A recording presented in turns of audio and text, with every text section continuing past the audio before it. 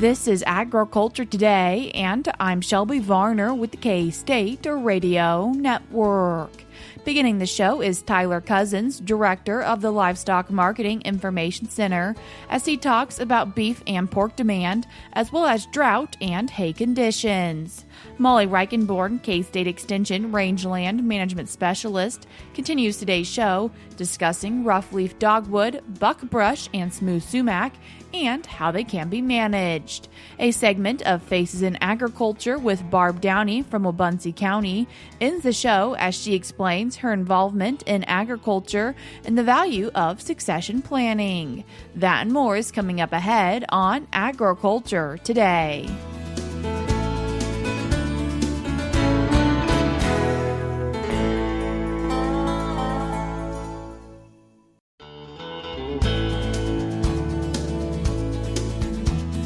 You're tuned in to Agriculture Today, and we start our Monday show with a cattle market update from Director of the Livestock Marketing Information Center, Tyler Cozzens. Tyler, thanks for joining us today. Thanks for having me on. I appreciate it. Tyler, as we're looking at the market, wanting to focus on first quarter beef and pork demand and what data was recently released. Sure, yeah. So we actually had the March trade data that was released a couple of weeks ago. And that piece of information actually gave us the final statistics that we needed for the first quarter of 2026 to calculate our first quarter demand indices for both beef and pork. And so a couple of interesting things to discuss on that, looking first off on the beef side of things. So the Livestock Marketing Information Centers calculates retail all fresh beef demand index. And that was reporting a strong first quarter for 2026 with an index value of 147. Now, this index value actually increased 10 points, or about 7% from the prior year, so a big jump there.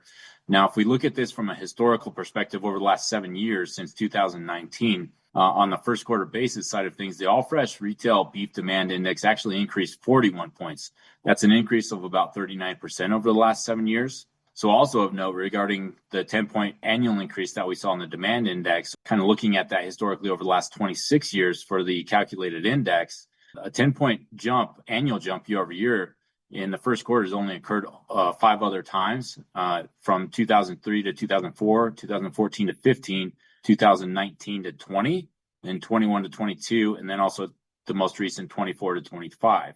Now, stepping back, the rise in the all-fresh beef demand index during the first quarter of 2026 occurred while the all-fresh beef retail price averaged $9.55 per pound. So that was a record and actually an increase of $1.25 or 15% from the previous year. Also, more recently, the April all-fresh retail beef price was a record at $9.64 in April there. So that was actually an increase of $1.14 per pound or 13% from last year. The record all-fresh retail beef price in April was largely driven by records for ground beef, which was $7.06 per pound in April. Roasts were also a record at $9.41 per pound in April. And we also saw a record for steaks at $13.02 in April. Now, kind of switching over from beef to pork, on the pork side of things, a little bit slightly different story as far as demand picture goes. The first quarter of 2026 actually saw the retail pork demand index value fall 1 point or 1% from the prior year to an index value of 93. Now, this is actually down 30 points or 25% from the peak value for the first quarter demand index of 123 that we saw about 4 years ago in 2022. And that's actually the lowest value that we've seen since 2017 when it was an index value of 92. But this marginal decline in the pork demand index during the first quarter of 2026 is not terribly unexpected, as 2025 saw the annual pork demand index fall 3 points or 3%. To an index value of 92. So kind of coming off of a little bit slower demand index calculation there for 2025, not unexpected during the first quarter. Now, additionally, the retail pork price has been holding steady for several months. During the first quarter of 2026, the retail pork price averaged $4.91 per pound. This was similar to where prices have been tracking over the last 2 years. Now, since April 2022, so the last 2 years, the monthly retail pork price has ranged between about $4.80 per pound to just over $5 per pound.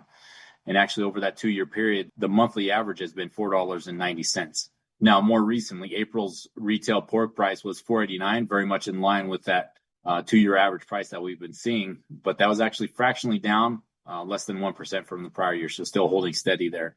Now, looking at some more specific retail pork prices, in April, the retail pork price for bacon actually fell 18 cents, or about 3% from last year, to $6.83 per pound. Hams declined 10 cents, or about 2 cents, to $4.35 per pound in April.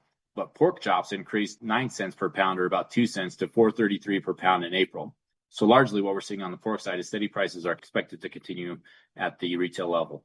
Now, looking a little bit more at some of the statistics that were reported from the retail side of things, one of those things that we always kind of look at is the Consumer Price Index, or CPI, using this as sort of a gauge for inflation. Now, the April all-item CPI was released last week, and it posted a year-over-year increase of 3.8%, which is actually noteworthy because it was the highest year-over-year increase since May of 2023, so about 3 years, when it was actually up 4%. And so the CPI will be an item to watch in the coming months, as April's statistics reported that 8.8% increase actually in the meat CPI. This was largely driven by strong beef prices, as we've discussed. Also, the April energy CPI jumped almost 18% from last year to its highest year-over-year increase since September of 2022, when it actually increased about 20%. This rise was not largely unexpected, given the geopolitical issues that we've been seeing, and it was largely driven by national prices at the start of last week that were $4.50 per gallon for gasoline, and a national diesel price that was $5.64 per gallon, the highest in about 4 years for both gasoline and diesel prices. So kind of summing up this discussion on strong beef demand that we've seen, the steady pork demand that we're seeing as well, and the rise in the CPI could potentially be signaling some inflationary pressure. But the looming question still remains: will the persistently high fuel prices impact consumer demand for goods, including beef and pork, in the near term? So this will be an item to watch, especially as we're approaching Memorial Day, kind of that holiday, sort of the unofficial start to summer grilling season. So a couple of things to watch there, just from the demand side of things. While we're thinking about the cattle market, an important aspect to consider that can influence what might be happening: drought. And what are range and pasture conditions currently? Yeah, so kind of this range and pasture as it relates to drought is one of those pieces of information we've been watching for the better part of this last winter. And we finally gotten some more pieces of information from USDA as far as range and pasture conditions that started as of the first week of May. But kind of starting off with some of that drought discussion, the latest drought monitor map actually shows that 76% of the U.S. was experiencing dryness or drought conditions. Now, we have to keep this in mind that at the last year, at this same time, only 55% was experiencing dryness or drought. So that's actually a jump of 21% in 1 year. Now, we kind of look at a little bit more at this from a regional standpoint. A majority of the western U.S. and southeastern U.S. are experiencing drought. Now, as noted by USDA on May 12th, approximately 62% of the cattle inventory is within an area experiencing drought, compared to 29% at the same time last year. So a 33% increase in drought across the cattle country. Now, this is concerning from a feed availability standpoint for livestock producers, and the latest information from USDA on range of pasture conditions supports this drought discussion across much of the U.S. The USDA started reporting weekly range of pasture conditions the first week of May. The initial reading placed 40% of the nation's pastures in either poor or very poor condition. A year ago, it was only 33%. Now, kind of looking specifically at the Great Plains, so kind of thinking Kansas and Colorado and northward from there, are also having some issues relative to lack of precipitation. Colorado pastures were rated at 57% poor to very poor. Nebraska was rated at 72% poor to very poor, which are drastically worse than a year ago. Now, looking at Kansas, pastures rated poor and very poor in early May stood at 27% versus 17% a year ago. These conditions are modest compared to 64% of Kansas pastures that were rated poor to very poor in 2023. Now, in 2023, a favorable weather pattern led to better pastures in Kansas throughout the spring and summer months. So kind of overall, parts of the U.S. experienced a mild winter, and that has translated into a dry start to the summer, possibly a historic dry start to the summer. As we're talking about drought, something that it could be impacting hay stocks, and what are we seeing for that? Because could be impacting then feed availability for cattle. Yeah, so that's one of those pieces of information that we only get twice a year, December 1 and May 1. So getting this May 1 piece of hay stocks inventory data is quite key, and we get this on the state level. But kind of looking at this nationally, the May 1 hay stocks data was released last week, and actually was reported at 23.3 million tons. That was actually down 804,000 tons, or about 3% from last year nationally. Now, aside from last year's 24.1 million tons, 2026's May 1 hay stocks data that was actually reported as the second highest since 2017. Now, the decline in May 1 hay stocks was driven primarily by lower levels in the western U.S. and Great Plains states. So let's look at those a little bit closer. So kind of looking at the western states, many of these states, kind of looking at those states that are west of the Rocky Mountains, a lot of those states reported double-digit declines in hay stocks as of May 1 from a year ago, with levels ranging down from about 3% in California to as much as 41% in Utah. Now, kind of switching gears here, looking at northern plains, those states, kind of thinking of Montana, South Dakota, Nebraska, those three states actually reported double-digit declines from a year ago.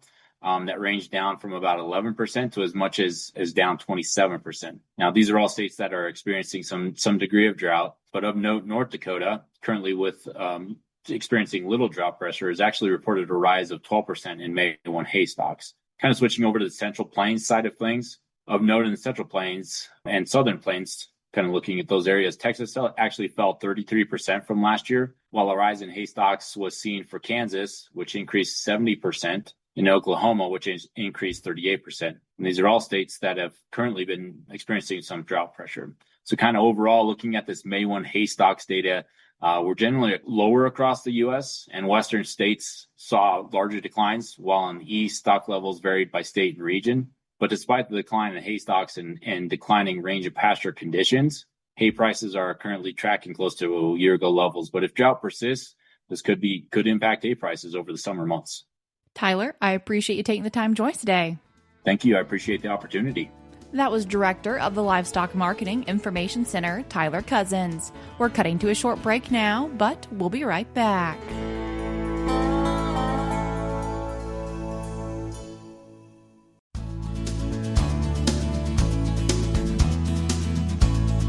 You're tuned in to Agriculture Today, and we continue our show discussing brush species in Kansas with K-State Extension Rangeland Management Specialist Molly Reichenborn. Molly, thanks for joining us today. Thanks for having me, Shelby.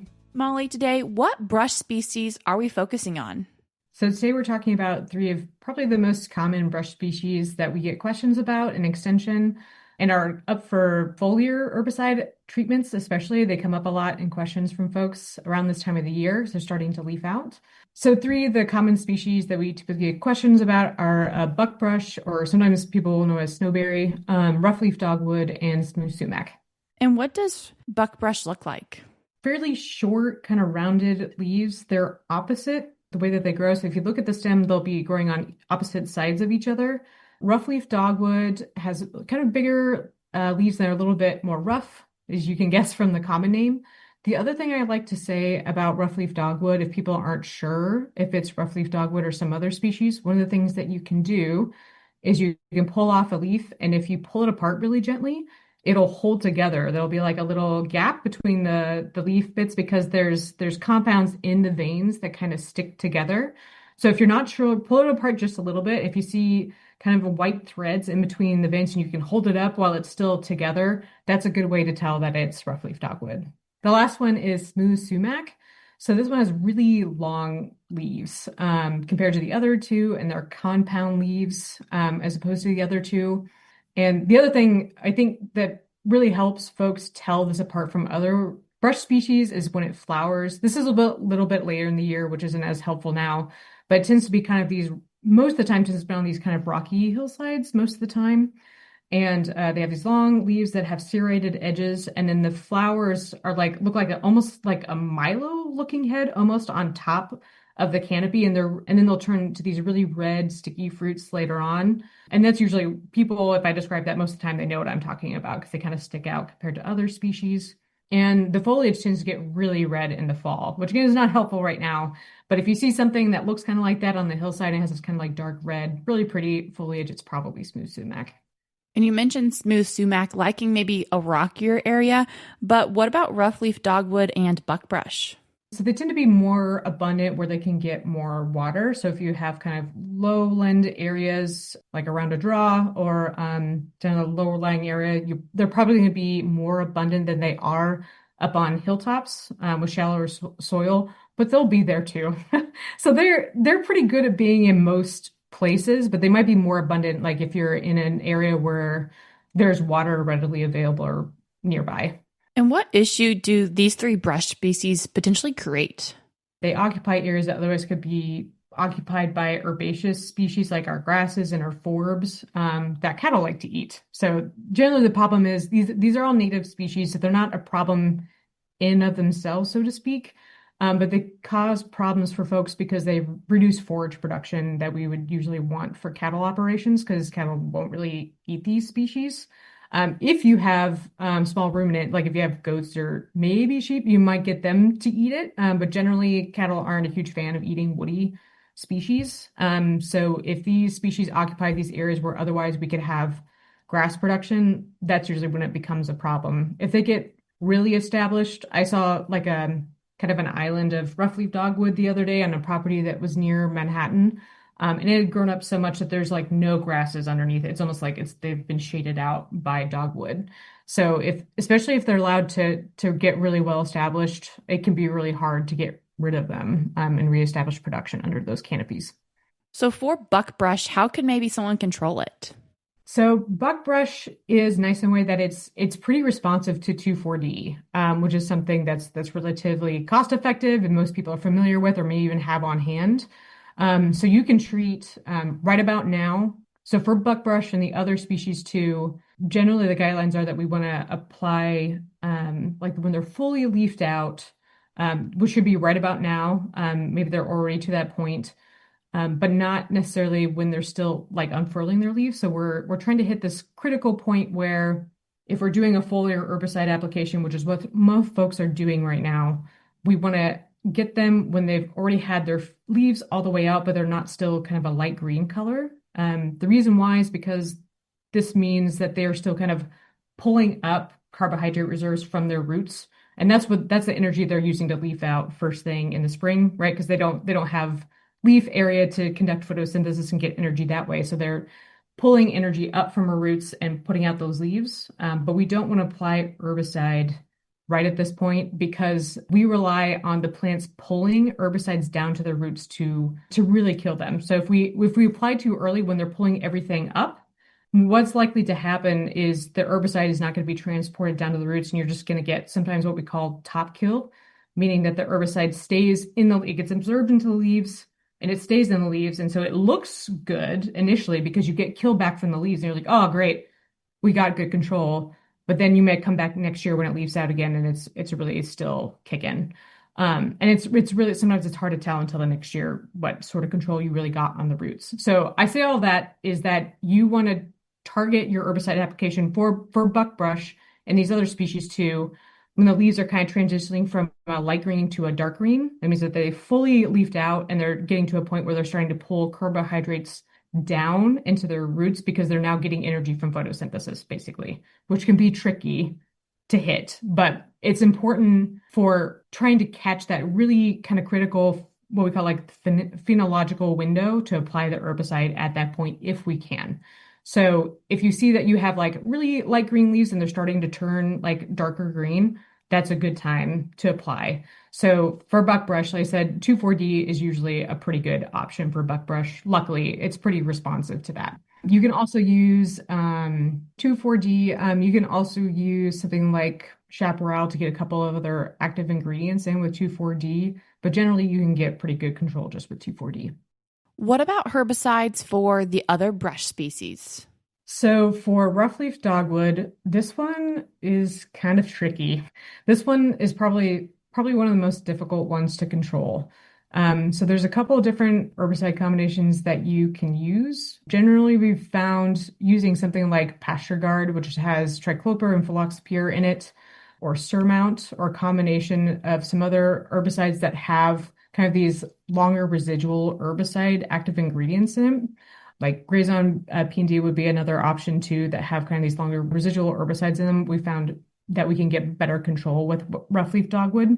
But I will tell you, I would expect it's going to be multiple treatments. And with most shrub species, I would say that too. But roughleaf dogwood in particular is kind of hard to control. So doing your best to apply it at the appropriate time and expect you're probably going to have to do follow-up treatments is best to expect. For smooth sumac, luckily using 2,4-D usually is effective enough to set back smooth sumac as well. So I generally just say starting with 2,4-D for smooth sumac and roughleaf dogwood. You can combine, say, like something like chaparral with 2,4-D or buckbrush if you feel like you're not getting good enough control. And then for roughleaf dogwood, using something like pasture guard or surmount, or maybe even Remedy Ultra combining with Grazon is a good idea for combining a few different active ingredients to be able to get some decent control when it comes to roughleaf dogwood. Does prescribed burning do anything for these species? So they can, but the timing is again really important. So if folks are doing prescribed burning like early in the spring, which is pretty typical for most folks, especially in the eastern part of the state, it's likely not to do anything for these species. The reason being is they haven't leafed out yet. So they're not really vulnerable. They're still in dormancy or early growth.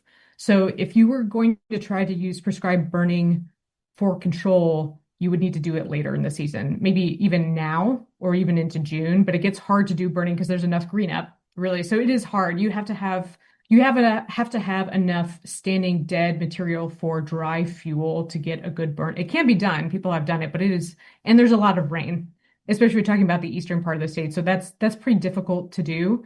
But the reason being is basically you have these plants, they're pulling up, again, reserves from their roots. So they're draining a lot of that energy, and then they flower not too long after that. It depends on the species, but so for these 3 species, they're probably flowering sometime in like May or June, maybe early July. And their carbohydrate reserves are really low, like right after they flower. They're putting up a lot of energy. So usually doing a prescribed burn right around then, like when they're flowering or right after, is usually when you would want to target it. It's usually not a good time, for to actually get fire on the ground. The other option would be doing it like even later in the season, like right as they're trying to pull stuff down into their roots. So doing something like maybe in like August or September could be another option. But again, you have to have enough fuel around them to get them. And sometimes it doesn't work well in people's operations. Some people have been really successful in doing like late season burns if they have enough fuel load to really do some damage with woody species, because the temperature, like the ambient temperature, is also higher. And that's usually what you need to do real damage with woody species. Fuel load and then like how hot the fires are really important for us to be able to do damage to woody species. And doing burns like later in the year can be helpful to do that, but sometimes it's hard to make that happen depending on what people have planned in their operation. Molly, I appreciate you taking the time to join us today. Yeah, thank you so much. That was K-State Extension Rangeland Management Specialist Molly Reichenborn. We're cutting to a short break now, but we'll be right back.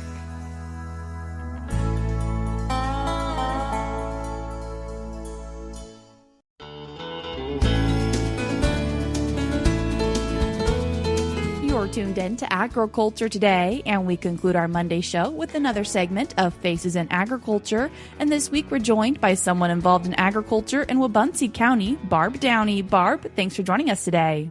It's a pleasure to be here. Thanks for asking me. Barb, what is your involvement in agriculture? I have been CEO of our family corporation basically since I got out of college in 1987. Downey Ranch, Inc., as you mentioned, is Wabaunsee County, Kansas. We also have about half of our ranch in Riley County, Kansas. We are at this point in time a predominantly seed stock operation, but our history is in both commercial cattle and seed stock, and everything basically leaves our ranch either as a bull or a replacement female for other ranchers, or finished beef, which we market through our founding membership in U.S. Premium Beef. As you have been involved with the ranch, how have you seen it evolve? What I'm really focused on at this stage of the game is bringing technology into the operation of our ranch. Often labor availability is a limiting factor. So we're deploying technology in ways that takes some of the burden off of the folks that work this ranch. And then what I like to say it also does is frees our people to work at a higher level. So instead of those mundane tasks like running electric fence on our ranch, we are now using virtual fence collars to replace that. And what that enables our folks to do is instead of laying out an electric fence, they can be out there observing cattle. They can be looking for signs of illness. So trying to get folks off the mundane and onto those jobs that really make us money. What different types of struggles have you seen in your time as CEO and being on this ranch? One of the biggest struggles, and the one that almost took us out, was succession. We had a succession that didn't quite go as planned. And by succession, I mean a leadership change and a management change, and also the underpinning financial transitions. What we have to do in agriculture, if we have any intention of enabling that next generation to come back, we have to be willing to have really tough discussions with our family to lay out the financials, to lay out the plan. How are my husband and I going to exit from Downey Ranch Inc., and what does that look like, and what sort of financial things are going to happen, and what are our plans for the generation or the folks in the next generation that are actually going to operate, and how do we protect the asset base so that this operation can continue into the next generation. If you're a young person, I would tell you, if you can't talk to your parents about this and they won't talk about it or you won't bring it up, you're not ready to go back to the farm or ranch. And as my generation of parents transitioning, if you are unwilling to share that with your next generation, if you're not going to have those discussions, then I would tell you, you might as well sell the whole thing now and save everybody the trouble. It is that dire. We have got to get this done in agriculture. So as you look forward in agriculture for those next generations, what makes you excited? I'm just super excited about the possibilities, especially in our segment of agriculture, which is the beef business. I mentioned technology and what we can do with that, whether it's genomics, whether it's these grazing collars that we're using. We're about to deploy those to heat check for us and hopefully do some of the sorting for us. I used AI this morning, estimating forage availability in a new grazing paddock for a group of donor cows that I have.